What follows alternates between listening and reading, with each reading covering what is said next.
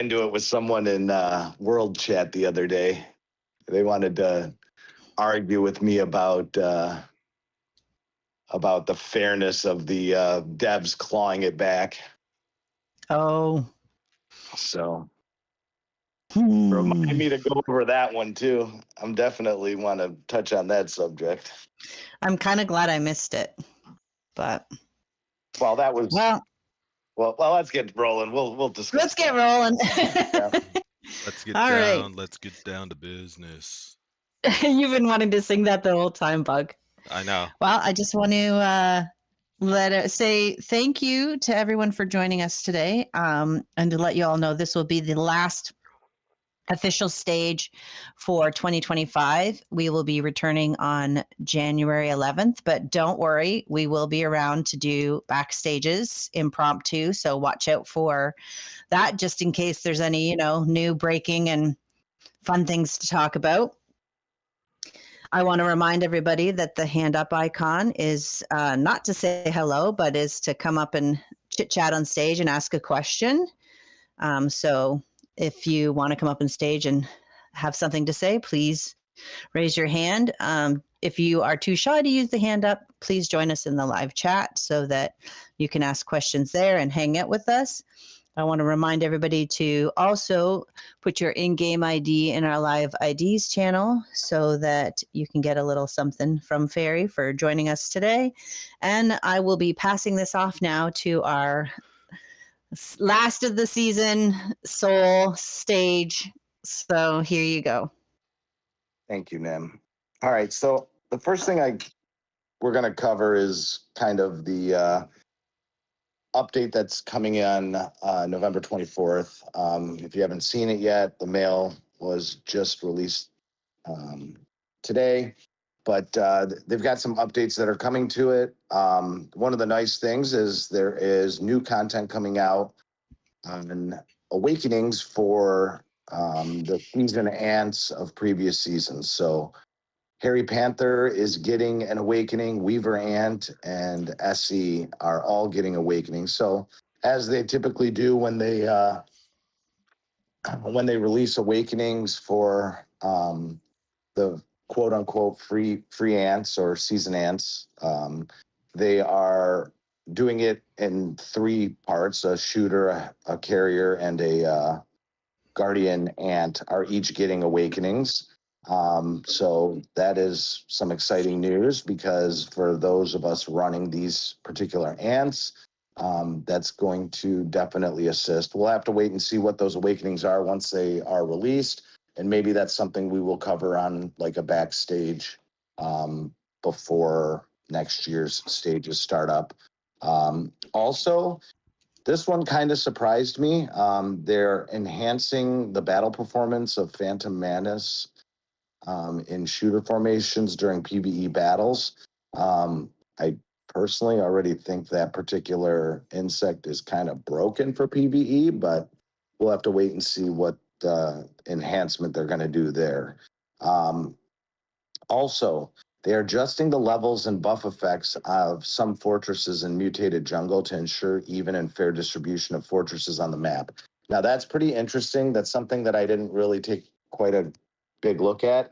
Did any of you guys look at the specific buffs?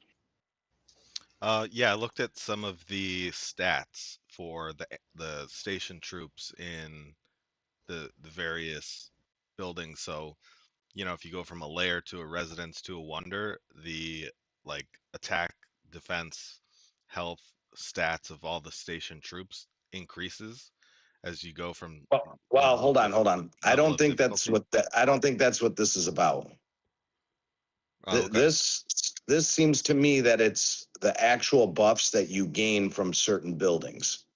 Basically, Mutated Jungle is supposed to be, it's not like Vast Jungle where those in Red Camp get certain advantages, and then over time, because that's not kind of how this battle plays out.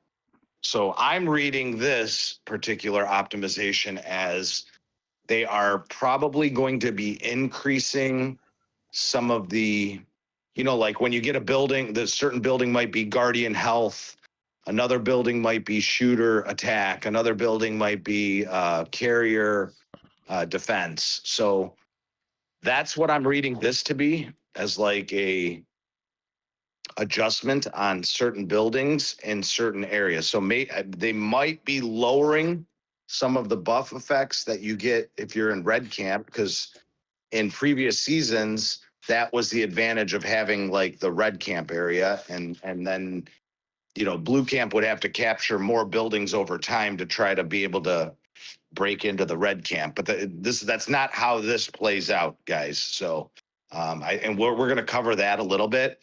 It's supposed to be more of an equalized battle scenario. So I think that's what's going to happen here with this optimization. I think that they're going to, because it's saying that they're adjusting the levels and buff effects. So I'm thinking that like if a building had, let's say 10% shooter attack, and it's in a certain area, they may bump that up to 15%. And then if another area had one, I think it's going to be equalized between red and blue is what I think that's reading. Yeah, I would agree. I said that before reading it, just listening. Yeah. What you're discussing is another matter that I don't think is being addressed in this particular maintenance, but the stats of the seasoned troops that are in the buildings when you're capturing them are significantly higher than they were in the past. So that is another topic that there have been some complaints across the discords and messages that some of the mods and stuff have received, because it is taking a lot longer to capture buildings than it has in the past, especially for teams that are not as active. I will tell you this, I'm pretty sure that those complaints have lessened now that players are having access to the season 12 troops, because every building is stationed with season 12 troops. So when you first land on an event, you're trying to fight for a building with T10s or even T9s. It's going to take a lot of hits, and it's going to take a lot of time to get over that hump. But especially on teams that are, not as active, right? Like if 15 players are able to take a building before, I mean, they're going to wipe out all their stamina trying to take a building today on that new season. Yeah, good, bad, and different. It can be argued. Personally, I like it because in past seasons, one strong player could wipe out all of the seasoned troops in one hit that were on the building, and then everyone else is just eating away at the durability. So now that's not possible. It's going to take multiple players to eat away at the seasoned troop, and I think where that helps is for Alliance reputation. It's a more equalized, more fair that gets distributed amongst a number of players on your team. I may have that unpopular belief, but to me, and I'm one of the stronger players on my team. I could easily wipe out the troops in past seasons. If I happened to be the first one to hit, all the seasoned troops were gone. So it would be harder for other players on my team to gain higher reputation. So those participating in the buildings, I think this equalizes that a little bit, and everyone's getting a fair shot at killing X amount of seasoned troops per building based on their account strength or whatever. Yeah, I mean, I personally like it. I mean, if you only have 15 active members, you might want to maybe just think about joining a bigger, more active alliance. It's not a lot of. That's a 15% participation rate if your alliance has 100 people in it. Yep, I agree. I kind of like it too, because I think that you can get bored when you're used to clearing stuff fast, and it kind of keeps you engaged a little bit. It's a little bit humbling when you're like, oh, I'm going to have to eat a lot of my stamina to take like a level 5 lair. And then that's not usually happening. So I think it makes it I think the game is growing and making it harder for the players as they get bigger and stronger I mean, too. the thing is, when you look at like the overall game itself, I mean, like things seem to be more of a chore than like a fun activity that you're doing with your teammates and stuff like that. So like, and that kind of makes it boring. Like taking buildings, let's admit, like especially in these initial areas and stuff, it's a chore. You have to do it in order to build up your buffs and gain things so that, you know, as the event progresses, you know, you're not fighting other alliances when you first land in the event. So all you're doing is capturing builds. So it's kind of like a chore, right? Until later in the game. So making it a little bit more difficult, I think, is a good thing for the game overall. I know some teams are struggling, and I know that's, you know, one of the complaints that, oh, it's blowing all our stamina. It's taking us almost an hour to take a certain building, but personally, I like it. Yeah, I would agree, So man. Like, you know, the people who are like third, fourth, fifth, sixth, 10th, 15th strongest on the team are still getting reputation points, as they should, for participating in the, you know, takeover of the fortress. So I like it. yeah, there's going to be some visual interface display for the anthill enhancement, receiving of amp bonuses. What that means, I guess we'll have to wait and see till we open it after the update. I'll And show they're you. optimizing the text display in some in-game interfaces. I'll show you how my text display isn't working. If you can see that first picture, it's got that thing off to the left where it should say 1.24 amp multiplier. Yeah. For whatever reason, it on my phone, it's all the way off the screen to the left. Oh, okay. So they're right. probably going to center that so that I can actually see what my percentage is. Without Okay. So clicking on. you know exactly what they were talking about there. See? Yeah, only because I experienced it and I was going to say something, but somebody did it for me, thankfully. And then there are going to be some bug fixes.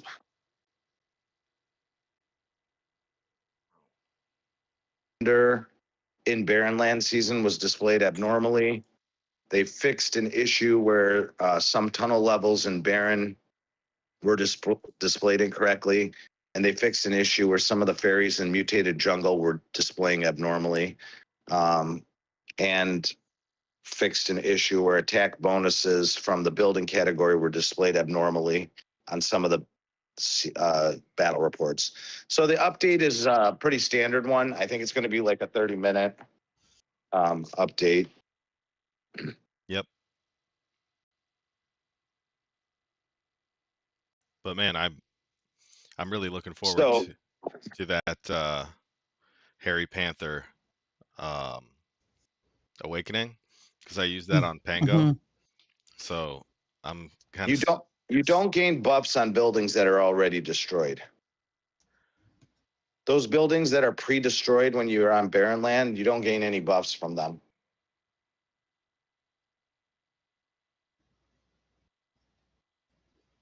And then if you destroy the building, you lose the buffs from that building as well. That's part of the game mechanics of Barren Land. To answer your question in chats. The next topic that we're going to discuss here is, for those of you on the new season event, or actually it's across all events, right, Jake? With the enhancement of buildings? Yeah. Okay. So if, you know, as announced previous to going to the events, the season store was going to change, and they were going to be adding new items into the season store. To be honest with you, there's quite a few items that have been added to the season store that are pretty significant. So one of the ones Bug actually called out prior to us even knowing it last week, and that was that there has to be some sort of free-to-play manner to get the new Buddy enhancement material. So that was added to the season store along with, I think, Treasure Clay and what else? Yeah, Moonlight, Moonlight. Yeah. Mutation Flora. Um, what other new stuff? The major cells pack. Yeah, Chest. Yep, the clay.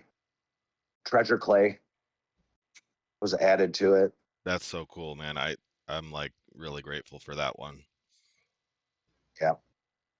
So along with that, some of those items are very, very expensive. And so like depending on what your priority is and what you guys are working on, you may have to pick and choose what you're doing. Activity is going to be very important on these events, and enhancement of certain buildings are going to be important as well. Go ahead, Bug. Let's. You kind of had a great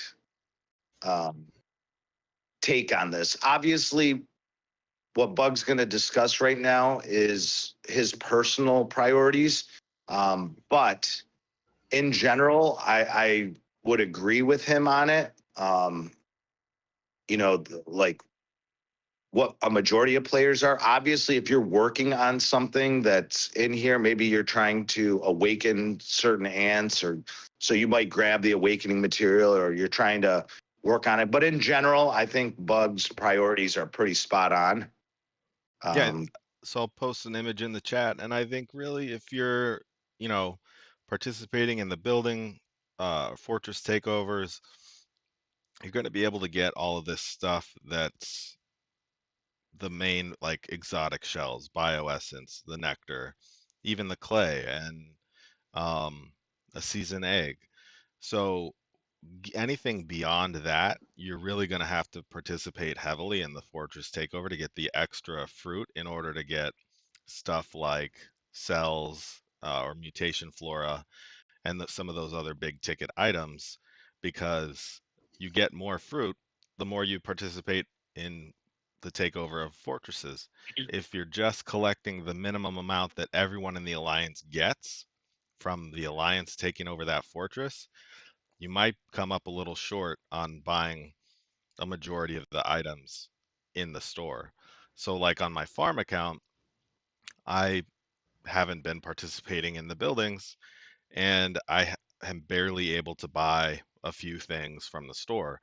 So had I been this whole season, participating in the fortress takeovers, I would have had more season fruit and been able to acquire more. But I can't even get the bioessence, and I got an exotic shell, maybe the resin, but like I couldn't get the second bioessence because I just wasn't participating. So I think that's going to be a key to buying out the store. Obviously, you can pay to get fruits in certain ways, but there's another way that I don't know if you want to jump into that right now. Yeah. Well, first, let's show them the I guess the most important factor is going to be participating, like you said, in building captures.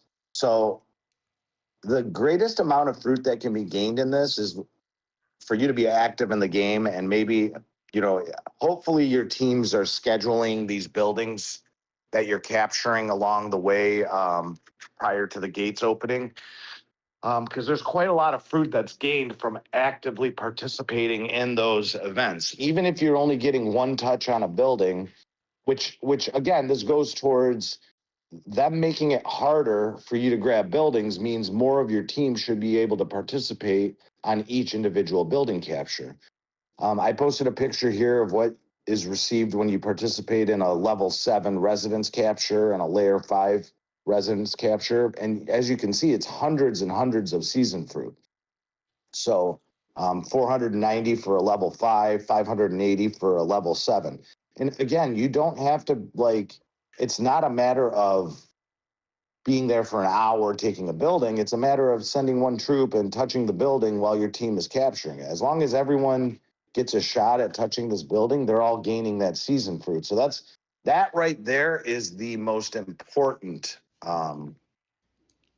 Yeah, way like to gain fruit. if you don't participate, you get, like, for example, this last building we took, you're missing out on the 580. You only get 140 when you just let your alliance take it without you.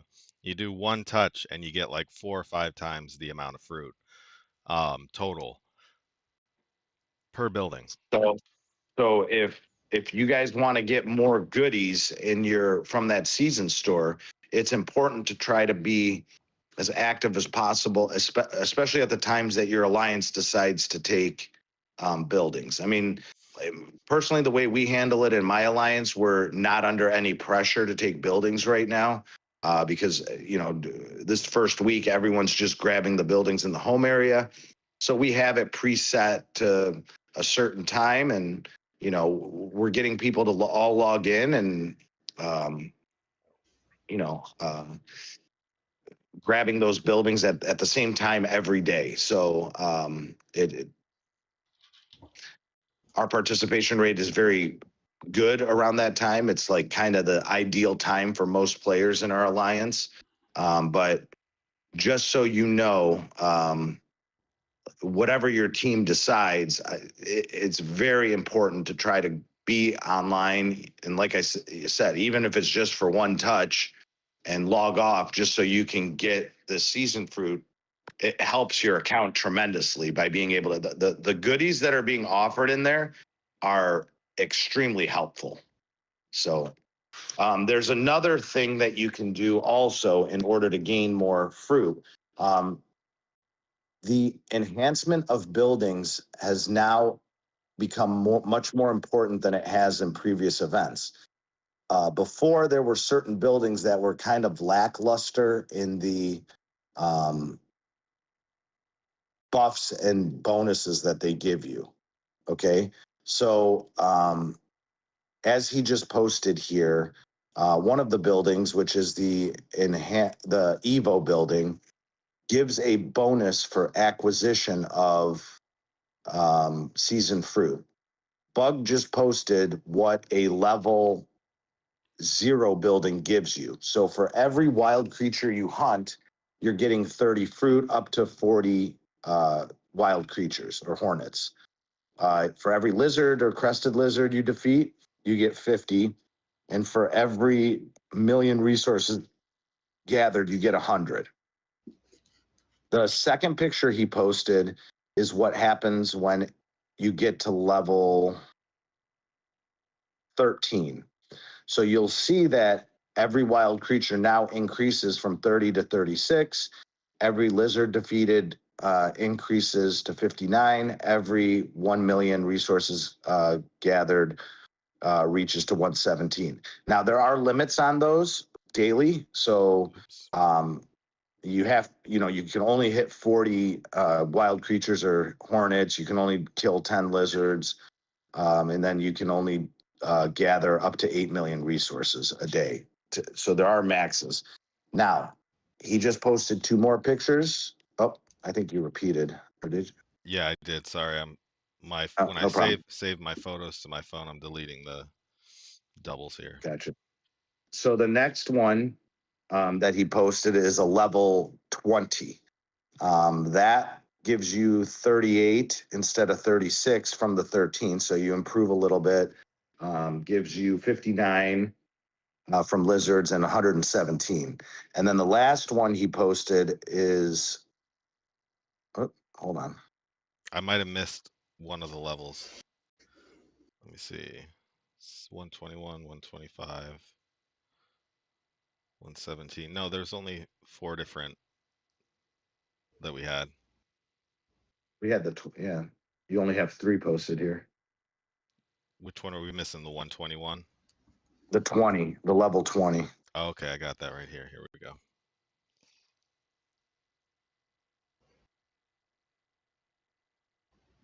Oh no, maybe you did put. Yeah, yeah. Okay. Yep, that's it. All right. So the last one he posted is the level 20, and then the next one is 21 through 25. Okay.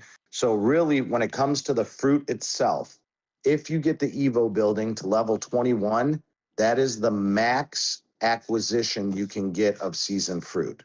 The From level 22 to 25, you're gaining attack buffs, but you are no longer gaining any additional seasoned fruit potential. Okay. So for players that are short on resin and want to get as much seasoned fruit as possible, upgrade it to level 21 and then you're done. Yep. Perfect. So from 21 through 25, it's the same amount. So that right there is another good way for you guys to acquire seasoned fruit. Wait, Okay, by now, upgrading that Evo building. now that I'm taking a second look at it, look at the picture above. The last picture the second to last picture, I think is level 25. It looks like a hair more. What do you mean? So for example, you get one more fruit for each wild creature at level 25. You Yeah. get two more fruit for each lizard or crested lizard, and you get four more fruit per million resources gathered. Correct. Now, it may not seem significant, but if you guys focused on this building from the beginning, over the course of the event, that's hundreds, if not thousands, more fruit that you're gathering as long as you're hunting 40 insects a day and gathering when you're offline and And if you're curious about how to get there, grabbing your 10 lizards. I'll show you. You go to the season store to see what percentage you're at, and then there's a little I button. And if you click that I button and then the next tab to the left, you can see what percentage you're getting currently. And it'll show you on the building itself what the next level is where you're going to get an additional fruit bonus. So like if you're at 19, it'll show you, oh, the next bonus is going to be at 21. Now, every player plays this game differently, right? So like maybe spending the enhancement resin on a Evo building like this may not be the wisest course if you're actively fighting, because there's a lot of other buffs on a lot of the other buildings.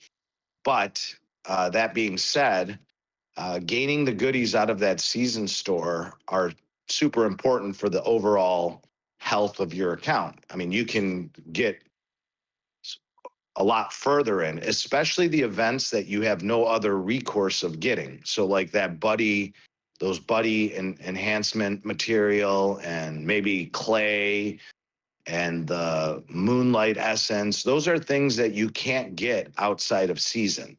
So and they're very helpful to improving the stats of your account. So the reality is upgrading that building early before fighting occurs, in my opinion, is a way to strengthen your account pretty significantly for overall gameplay and the long-term effects. Because at some point you're going to be back on server and you're not going to be able to gain that material. So gaining as much of it as you can while on season is something that I would highly recommend. Yeah, I don't know about like 2 weeks of that clay is worth $5. Like if you were to buy that clay from VIP store, that like two weeks of getting that clay, or 80 clay is $5 basically. So however that breaks down in the store, if you get 40 or 80 each week, it's worth real money to get that stuff. Yeah. I personally think that should be one of the priorities, especially to free to play players, right? I mean, like those are materials that you cannot gain anywhere else. So when you're looking at it, just think about that. Like, oh, I can upgrade this, and this because now I can get access to it. Where you weren't able to before. So Yeah, and it's really a I think different, that was a great improvement. great improvement. It's really a different dynamic now too, with the race to 40,000 honor not being as integral, it seems, because we're, not fighting for another couple days still, or not even entering the fruitful land for a couple days, and then not even fighting for another couple days after that. So if you're in S3X, you're not fighting as soon as you would have been otherwise. So you can focus a little bit on this building, even if you're not boosting up your honor. But then, hey, you're boosting up your attack at the same time. So then when you go to fight a fortress, you're going to attack heavier and maybe get some more reputation, more ants. So it can be a win-win in that way for you too. And it is helping you boost your honor, bringing that level up. So, you are getting, you're killing two birds with one stone with that when you upgrade any or enhance any of these buildings. So keep that in mind also. Also, like the other interesting thing were the nests improvement too. So Bug did post a picture here that kind of want you guys to also pay attention to. But if you look at this picture here that he posted about the enhancement amp system. So there is now a multiplier that has been added to the game where you are based on the average of the buildings that you have amped up on your hill, you are getting a multiplier towards some of the buffs that the buildings are given. So if you look, he has there are yeah, go ahead. 1.24 is your multiplier based on the amp buildings. The nice thing is it starts at 1 and goes all the way to like 1.5, I believe. And it's strictly based on buildings that you have, the average of all buildings that you have upgraded or in the amp system. Yeah. So all these additional buffs are across your entire setup. So like you're getting increased on the carrier ant nest, for example. He is now getting 31.2% attack, 31.2 defense, and 12.4 for carrier health for carriers, based on him having a level 18 carrier nest. And then that is being multiplied by 1.2, I believe, or maybe that is including the 1.24, right? Yeah. Okay. So as you guys amp up your buildings over the season and over the course of the time you're on server, you're gonna see increased stats from that. And all of these buildings have this new added bonus. So like, I guess the prime example, if you can show the rally centers. All right. Yeah. Those tended in previous seasons not to be prioritized much. The reason being is that the improvement was like strictly limited to seasoned soldier or seasoned trooped ants or whatever against fortresses. So when fighting for a fortress, increase troop 1 soldier ants destruction. So you were getting a little bit more destruction, which basically is taking durability away from the building at a higher rate when that particular troop, your troops in your troop 1 hit. If you're chasing the durability milestone, I guess that would give you a slight little edge. But to be honest with you, in my opinion, that was a very negligible buff compared to like a lot of the other buildings that were there. So you never really wanted to prioritize rally centers that much because they weren't that important. How many buildings are you capturing? It's only when you're capturing buildings. Well, now with the AMP system, it's giving you increased attack of soldier ants in all of your troops. Okay, so it's not limited to just the troops in Troop 1. It's across all of yours. So now those rally centers now serve as a stat improvement across your entire fighting team, and it's not limited to just the fortresses. It's a generalized stat improvement across the game. So you're going to be able to fight harder and get increased stat by improving those buildings. So and if you look at each individual building here, I mean, there are some that are directed towards tower fights. There are some that are directed towards fortress fights. Like, so you might get increased stats fighting in a tower versus a fortress based on some of these buildings. So take a very good look at all of those goodies that are part of the AMP system upgrades when enhancing these buildings, because a lot of different ones are that in the past were not so important have become important. So kind of gives you an idea of where you're going to invest enhancement resin throughout the season. So to kind of improve your account and improve your fighting ability for your team. And if you know how to fight smart and conserve stamina, you're usually going to only fight with your pro. Now, that's why I have one rally center at level 20 and all the rest are lower. Not only did it help me take higher level nodes, but if I'm only using my pro, maybe I only need to get 1 to 25 because, you know, season stamina doesn't matter what line you're on, but if you keep it in your troop 1 or pro or whatever, that specific line is going to hit heavier, so you don't have to do all of them to maximize it. Because I really only fight with my pro, sometimes rarely with troop 1 if like we're in a pinch or something, but if you're low on resin and you're like, I don't know where to spend it, should I level them all up evenly? I would not do them evenly because of that reason. You're only going to fight with your pro if you're conserving stamina, which is kind of the probably recommended thing to do. But like Soul was saying, the buildings like the entrance was a defense buff. I never used to really care about that. All rally centers apply to pro as well. Okay, cool. So thank you, Chloe.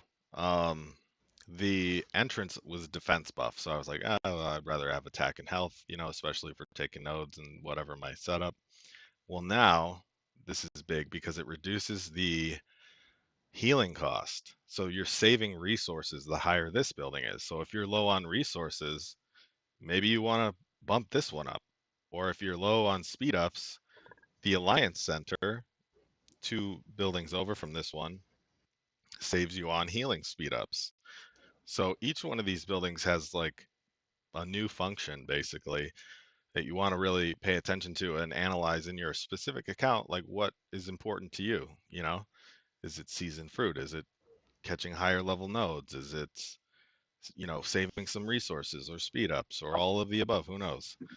But I thought it was pretty cool that they added saving resources and speed ups because with the Evo for Assault Soldier Ants, the AMP building, I'm going through a lot of resources lately. So I'm finally a little bit interested in that entrance building. Yep. So kind of want to cover this bicolor. What are we calling it now? The bicolor disaster? Bicolor gate. Bicolor gate? Oh, I like that one. Bicolor gate. Okay. So the other day I did get into a discussion with a player in World Chat who was very upset that the correction occurred in this event. But I will say on a personal level, I'm kind of glad they handled it the way they did. But, you know, again, that may be an unpopular opinion, but I'll kind of gauge my reasoning behind it. So let me see. I did make a video of it. I want to kind of post that. I've got to hunt it down. Ugh. I just posted So a screenshot as well while you're looking for it. okay, so what basically happened here was during certain milestones, you are given a chest that contains fragments of a number of different ants in it, and accidentally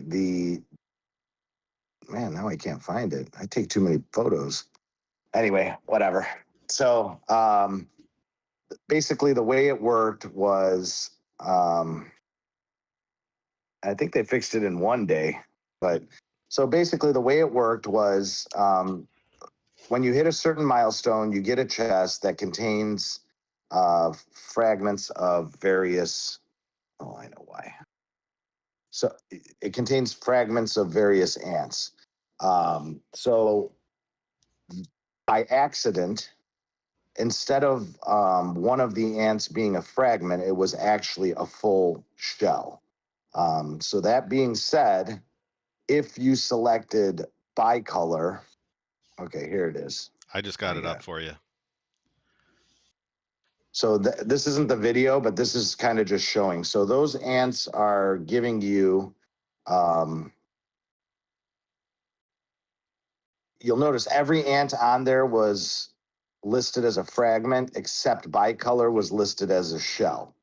So if you selected bicolor, instead of getting 10 fragments towards a bicolor, you actually received 10 shells of bicolor. Okay. So once this video loads up, you can watch the video here, but I put it up because I recorded myself actually doing it. So you look at bicolor, I had 5 bicolor shells, and then I went and grabbed or opened up those chests and selected bicolor, and boom, I got 10 bicolor full shells. So so that was cool for 5 minutes. Yeah. So basically, yeah. So basically, 10 free orange shells is absolutely amazing. I mean, if you sport it out, that's like 6,000 spores, which again, absolutely amazing. So anyone that knew that this happened was extremely ecstatic, because that's kind of one of the best things. But for those of us that are in the know, we kind of knew it was an error. And based on how the devs handle things in the past, we knew there was a very strong likelihood that they were going to take back these shells. Shells. So the only thing I don't know about is I had already used up my 42 spore attempts. Otherwise, I would have probably spored out the ant. But in the hopes that when they clawed back, they were going to give me -10 bicolor shells, which would have been just fine with me. But they did go back. Anyone that still had them as shells, they took back the shells. Anyone that spored them out, they took back the spores. Now, what I don't know, because I don't know any players that actually took another approach, is if they use those ants towards upgrading other ants, I don't know how they took it back, whether they gave you -10 bicolor shells or spores or did nothing. Do you know what I mean? Right. Yeah, I don't know. I mean, yes, I haven't heard of any players that actually utilize the shells towards upgrading skills on other ants. That would have been that I don't know. So maybe some people got lucky. Yeah, maybe some people got lucky on that if they did it that way. Again, have no idea. So All I know is I was on vacation. I logged in. Someone said, "Hey, you can do this," and I went, once bitten, twice shy. I am not participating. I am logging right back out. So, because I'm like, I remember that negative, whatever it was for the dandelion fiasco, or I don't even. I'm like, I'm out. So someone with quite a sense of humor, I don't know if you have that picture, but posted a picture on Facebook and throughout Discord that they got banned over this spore thing or whatever. Their account was banned. Just to let you guys know, as soon as I saw that, I knew it was I know, right? a Photoshop. But there were people that were concerned out here that someone actually got banned for it. Is not true. We other mods contacted the dev team to see if that was true, and it is 100% a photoshopped photo. So don't freak out, guys out there, if you see that picture and think you're going to get banned. It's absolutely a fake photo, but it was kind of funny. Whoever came up with putting that out there definitely made me chuckle, and I'm sure, yep, that's the one. So Yeah, there were some pretty creative players out there in the ant world. yeah, people were very upset about it, and I'm laughing. I'm like, there's no way that's a real picture. Although it's a great Photoshop job, the text is a little off from what they utilize, but you can't tell where they cut it out and put that in place of it. So whoever has those Photoshop skills, good job. But You ruffled some feathers. yeah, AI magic. There's some good art. There's a good art and meme team you could maybe consider. Yeah, but it was pretty funny. We all got a good chuckle out of it. But yeah, no one got banned. They did claw 'em back, and like I said, I have a player on my team that I think spent all but 1,000 of the spores or something, and so they woke up to negative 5,000 spores. And whatever. I mean, it happens. So my argument the other day in World Chat was basically this. Okay.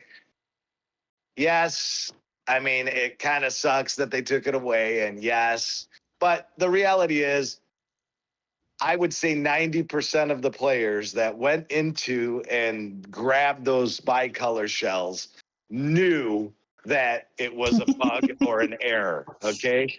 And they decided to do it anyway, because who really spores out 10 bicolor shells on an off SVS day? Okay. Not many people. But the bigger argument, and why I think the devs actually did handle this quite fairly, is this. Okay. Only certain amount of people participated in doing this. Okay. So if they handled it in the sense that, okay, we're not going to do anything about it, those that took advantage of it got away with it, whatever, we're just going to let it go.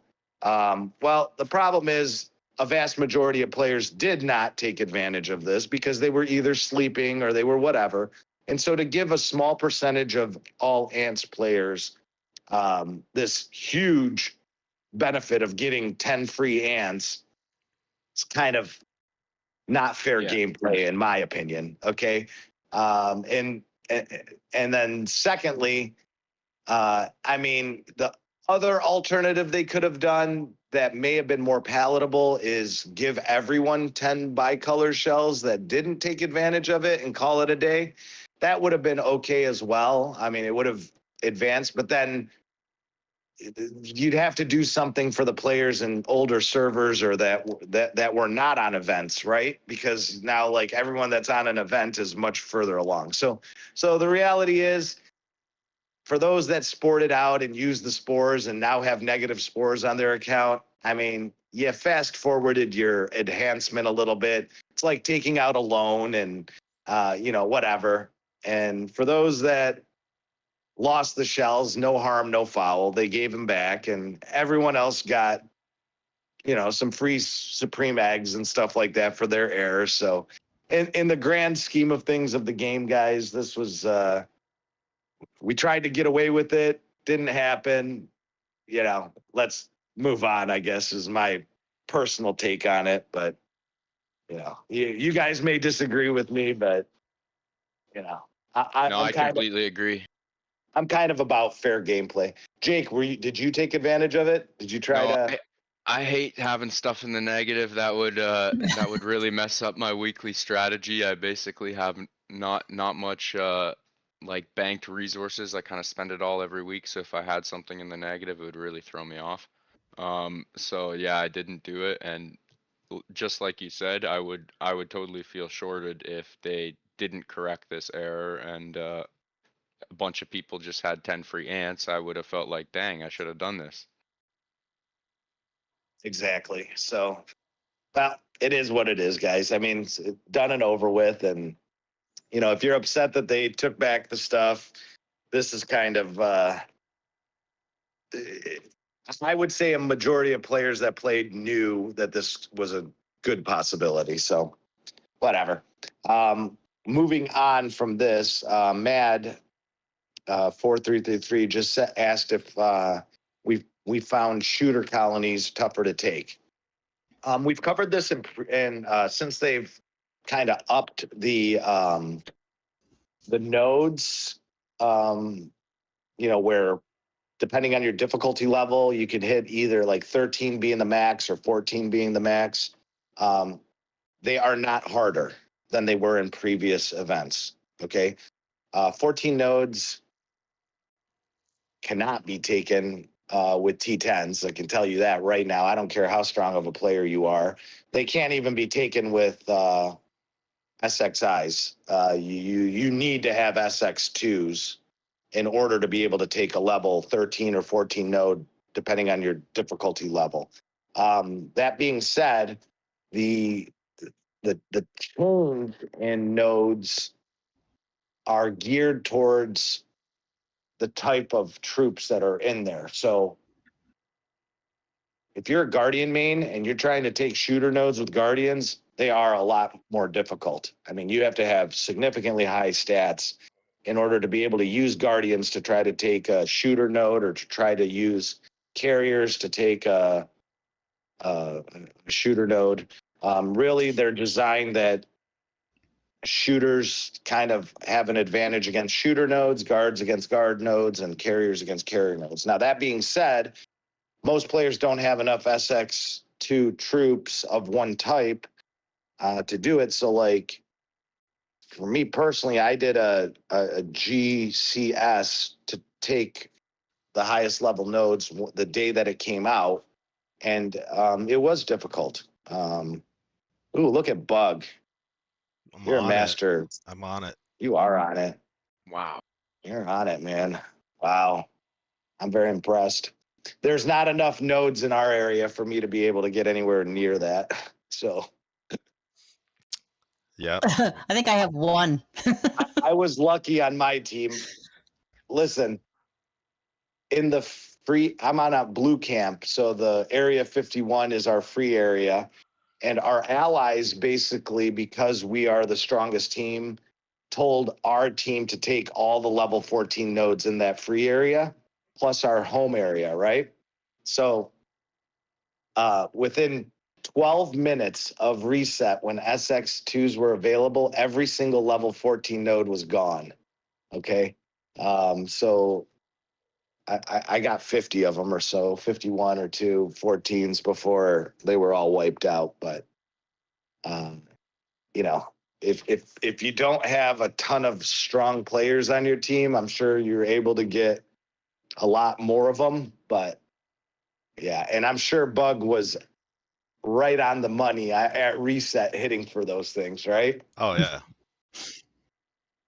I've been on teams where they're gone in 5 minutes. Yep.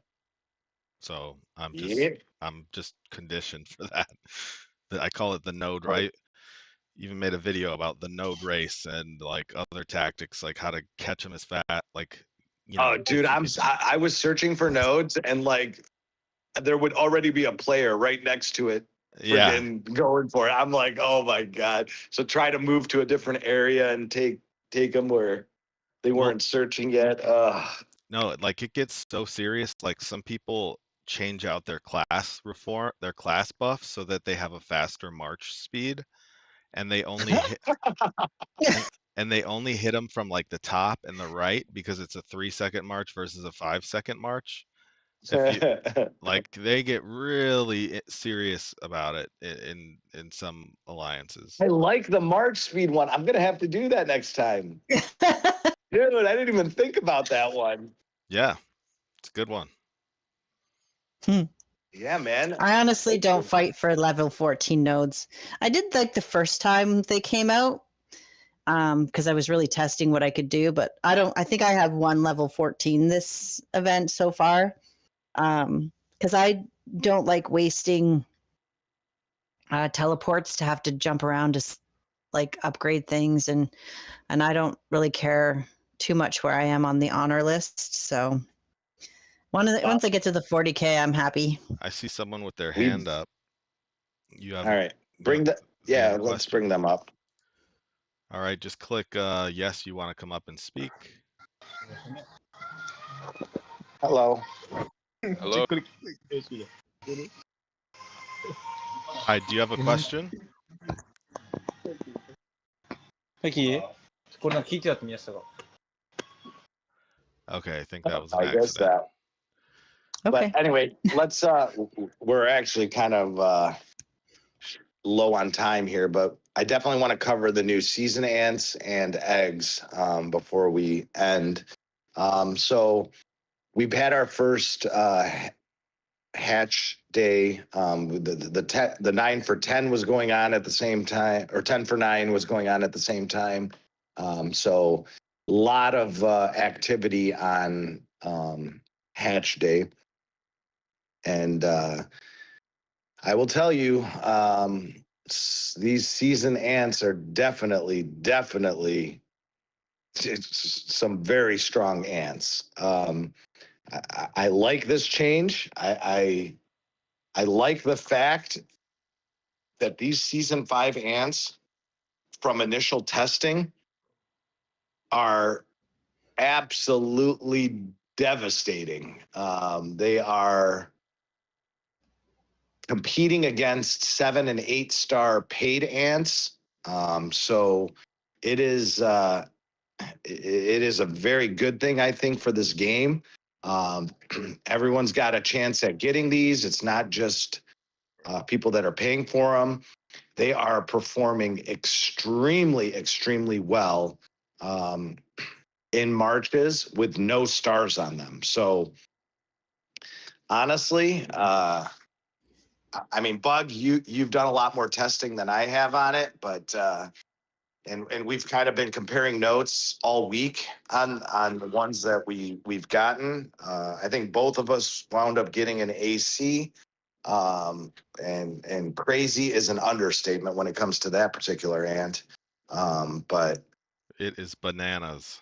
Insane. yeah, It really is an understatement. I've never hit such a high Pango score in my life. I am switching to shooters now. Like my highest Pango was 3.6, and I just jumped up to 5.9 because this guy right here alone did 2.7 G in damage, which was more than the Rainbow Chaser paid ant with no stars. should I show them the? Yeah, show him. All right. Bring it out. All right. This one was. Show us what you got. I literally could not believe it. Do I have that photo somewhere? I have to find it now.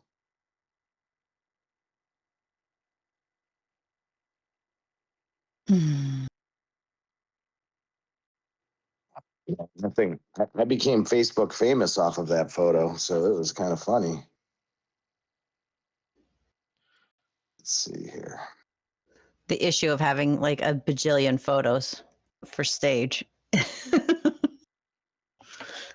All right, so this was on Shooter Day Pango. Okay, so AC with no stars versus a 7-star Rainbow Chaser that typically hits about that amount of skill damage. I mean, like, so my Rainbow Chaser typically hits anywhere from 4 to 5 G. Okay. But this thing almost hit 11G. Okay. One hit 11G on a new S5 Ant with no stars on it, in my opinion, is crazy being an understatement. Okay. Whoever posted, Bang, I think posted that 20 G score just to give you guys an idea. Yep, Fang, there you go. Thank you. So, Fang, we may have to hit you up later to apply for stage team here. So Yeah, he's on the spot with that score. Stay after. We need to But talk to you. just to give you guys an idea, okay, my highest Pango hit on shooter day prior to this was, I think like high 15, maybe 16G was the highest that I've ever hit on Pango until that hit. So when one ant can get me more than half of what the highest ever score I've ever hit on Pango, that is crazy. Okay. Well, yeah, there's a good possibility it might be a bug, but I did hit on Groundhog today, and again, that ant went off pretty crazy, boosting my average. How about this? My average scores on Groundhog were higher than the top score I had ever hit before that. Okay, With the 0-star ant. With a 0-star ant. So for all of you guys lucky enough to hatch that ant, especially if you're a shooter main, I'm telling you right now, that should be in your lineup like from the rip. Maximum priority to upgrade the skills on it with your material or even transfer. If you're lucky enough to get a second unit, a dupe of it, that ant is insane. I did also happen to hatch a giant jaw. Have not had the opportunity to test it out at all because just low on other materials used to upgrade because of the putting it into that AC. But the point is, and then you tested the carrier one, right, Bug? I tested The carrier ranged one. The carrier one. I tested the blue velvet, which replaced my 8-star Murano Plus cast something or other, the heart-shaped butt one, MC. the MC. And the Rainbow Scarlet carrier one replaced my 8-star CR, and that's working out just fine. And my Azure Crazy replaced my 8-star Saharan, and I'm doing better with all those ants with no stars. So the good news on this, guys, and like I think the best news on this for me is that if you look very closely at the skills, okay, these are whale killers. Like plain and simple. This to me is the greatest opportunity of free players' ability to like literally kill whales. I mean, it's these ants in your lineups are going to do much more damage to players that have significantly higher stats than you may have on your account. So I like this direction. I like the fact that, anyone can get it. And I absolutely love the fact that these S5 ants are outperform, and they literally are outperforming paid ants. Okay. Because when an ant can do more damage with no stars against a paid ant that has 7 or 8 stars, it's very impressive. So I think a lot of players are going to be able to significantly improve their marges as they hatch these ants. And to me, that's very exciting towards the competitive nature of this game. Obviously, you got to get lucky and hatch these ants. But with that being said, the development team even took that extra step of everyone is going to get one of these ants. I mean, if you're in the season, you should be able to hatch 100 eggs over the season. You're going to get one of them, and then you're going to get another one when the season ends, whether you win the event or don't. I mean, like, there are certain ants that are going to be harder to get if you don't win your season because they're not in the pool, but you're going to get one more of these as well just for participating in the season. So, with the guaranteed 5 Dominator or Explorer eggs here. So to me, it's very exciting. I think over the next couple seasons, we're gonna see people significantly improving their marches just based on putting these ants in their lineups. Those that are lucky with their hatches and getting multiple of them are going to be in really good shape. One thing they did too is if you do buy a few eggs, they're giving you more eggs Mm-hmm. in each specific pack. So the 100 pack used to have 30, now it has 50. It's almost double. So same with like the $5 pack, instead of like 3, it's like 5 or 8. Now the caveat to that is that the hatch rate seems to have gone down by like half in terms of like hatching an actual season 5 ant. So you're gonna get more eggs if you buy, but you're also going to have a little bit lower chance of actually hatching an S5 ant. So I'll put a screenshot up of the previous seasons. It was like a 0.3% chance or a 0.30% chance. Now the current hatch rate is this 0.15. So just keep that in mind if you're thinking about buying a few eggs. Don't get your hopes up too much because it's going to be hard to hatch these. But if you do, your whatever line you put that in is going to do 1,000 times better. Well, here's the other thing to look for too. Hold on, I got to go to the screen for hatching. That 100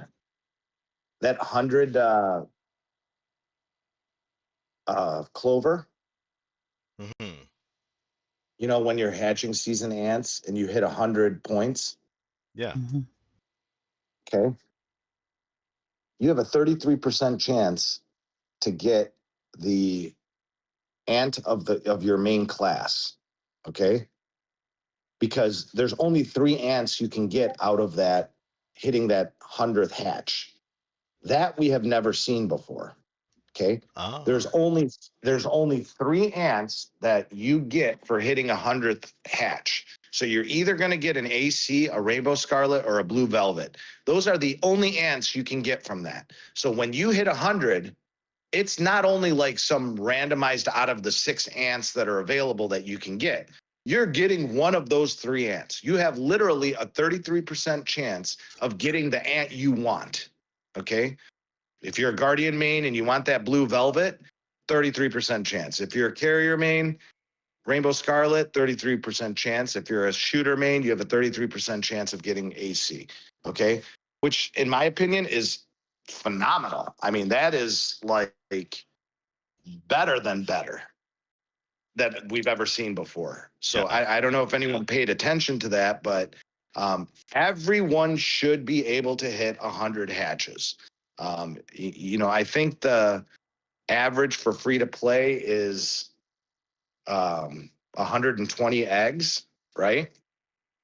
In the past, I even think that's going to increase because I think there's more free eggs available in the event outside of purchasing any type of packs. So instead, like in the past, it was always, you know, multiple S5 ants that were available out of that clover. Now it's 3 very, very good S5 ants. So Yeah. I'm changing to shooter because of the Azure crazy. It's so crazy. Welcome to the dark side. Traitor. Yeah, but if you do that, you're not going to hatch shooter ants because that's what happens to me. No, it's the opposite because his account still looks like it's a carrier account, so he's Well, probably going to maybe. get more shooters. Yeah, it's still stacked for carriers, so I'm gonna keep it that way a little bit and just go nuts and then start upping my reform for shooters. So, do we have anything Sigh. else to cover, guys? This is their last shot this year, man. I'm gonna miss everyone. We'll be around for backstages, so not fully disengaged. We still got to pay attention in the background. Oh, let's Oh talk. yeah, let's talk- Ascension. Yeah. Bug, go ahead and cover that. Trap's got a good point there before we leave. Yeah, so there is the ability with these new S5 ants to ascend. Now I'll put a screenshot of what the Azure Crazy does if you ascend it. In order to ascend it, you do need one dupe of the ant. So instead of 8, when you 8-star, instead of needing 3, you're only going to need 2. So you still only need the same amount to get it to 8 stars, but you're also ascending it. Now, when you have an ascended ant, it buffs all of your ants, not just this one ant. So in its troop, the attack and defense go up by 25%, health by 10, and then in its specific squad, the second skill's defense pierce is an additional 5%, and the fifth skill's damage rate is an additional 10%, which is a lot. So you can decide whether or not you want to star up or ascend first. Maybe you want to buff up your other ants a little bit, so you're going to ascend, or maybe you just want to buff this one ant up and have it go bananas because it's already crazy. So you can ascend. Imagine if you had 2 of these ants, you're going to have 2 ascended ants. That means you're going to have a 50% attack and defense buff and a 20% health buff from those 2 ants. Now, the second skills after that are designated to its specific squad. So all of these S5 ants are going to have this troop attack, defense, and health buff that's going to apply to all of your ants, all lines, the whole troop, not just the squad. However, it does have an additional skill or skills with each ant. So for example, this one, it's, the second skill is defense pierce and fifth skill damage rate. So I don't know. What are you guys thinking? You're going to ascend any first or star them first? So there has been some reports that people have gotten 2 of these ants and they were forced to ascend. I personally don't think that's the case. I think that those players accidentally hit that ascend button on your, Yeah. on the photo that you just posted. I think they accidentally hit that personally. I'm not going to know for sure until we experience getting a dupe, but I don't know. It's a tough call. I mean, to be honest with you, it's a very tough call on that, whether to ascend first or to star it up first. Yeah, so I'll pull up a highlight from one of the updates. It says that it's a strategic resource investment. So the intent of the Ascension was supposed to be, or is, designed to be a choice. So if you had to dupe, be really cautious before hitting anything because you might accidentally hit yay, great, I get the ant, I'll take it, yes, but you just ascended it now. And I don't know if you can unascend this thing. So be careful if you had to dupe. Before you touch any buttons, read and see if there's an option to not ascend the ant. Yeah. I think my personal path is going to be try to get that ant to 7 stars and then ascend. That's what I'm personally thinking right now. I don't know, but it's tempting both ways. I might have to have a chit chat with Trap on his thinking on that. I think the real test will come when people have 2 of them and then they see that 50% attack defense and 20% health. Like what that does to your PvE scores, or fighting. You know what I mean? Like that'll be more apparent, I think, as to whether the Ascent was, doing a lot more or not. Yeah. All I know is I'm going to be spore poor for a while trying to get these S5 ants skills up and everything. Oh man, I'm stocking up on the red invertase. I'm just swapping my driver ant out, my graceful twig ant, like taking them off 50 to level 1, just so I can Oh boy. use these things right away. Yeah. Yeah, I can see that as being definitely worth it, except what a waste of kiwi. I mean, it didn't waste It's it. not it's not too bad getting them up to 50, but once you start doing it against you're just swapping them. Yeah, just a regular level 50 ant to Yeah. level Yeah, I got you. back to level 1, and then the new S5 ant to level 50. Yeah, I got you. It's only 10 invertase to do that. Yeah. Hmm. Anything else to cover, guys? Jake? I think that's good. Yeah, I think we got everything. I feel like we're forgetting something, but like will probably have a backstage next week. I don't know if we should announce the date yet, but we'll keep you updated, so look out for an update on when we'll have a backstage next week. Yeah. And then other than that, guys, we're for our normal stages, this was our last one. We do want to wish everyone a happy holiday season. Those celebrating, and then also we look forward to seeing you guys back. I think we've decided that January 11th will be our first return to the normal stages, but we will have a number of back stages in between there. For those of you that don't know, our backstages are a little less formal. We're gonna really cover things that are going on. If you just want to chit chat, everyone's welcome to come up on stage, and they're much less formal than covering certain topics. But obviously, we will delve into all the ongoings of what's happening in the game, especially during this period that we're not having normal stages.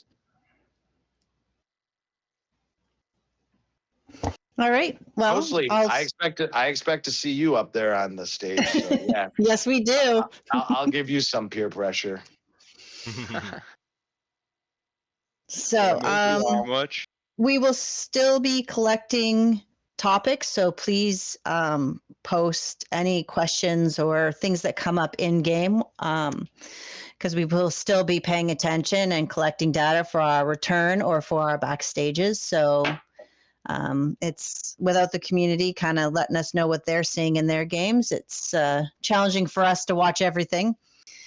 I also wanted to say a reminder to please put your in-game ID in the IDs channel so that we can get you a little something from Fairy for hanging out with us today.